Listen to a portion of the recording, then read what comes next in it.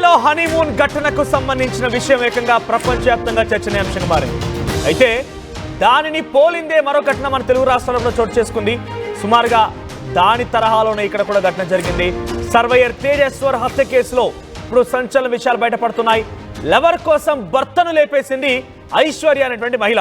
అయితే పెళ్లికి ముందే బ్యాంక్ మేనేజర్తో ఐశ్వర్యకి అక్రమ సంబంధం ఉందట.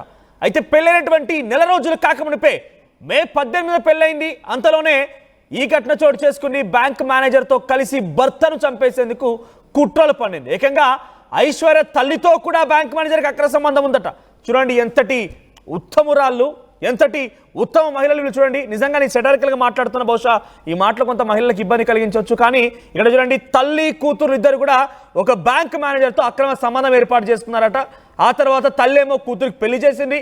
ఆ భర్త గారని చెప్పి మళ్ళీ కూతురు ఏం చేసింది, తల్లి కూతురు ఇద్దరు కలిసి మళ్ళా ఆ రంకుమొగుడు దగ్గర వెళ్ళడం కోసం ప్రయత్నం చేసే ఏకంగా మళ్ళీ వాడి స్కెచ్తోనే భర్తను చంపేసే ప్రయత్నం చేశారు.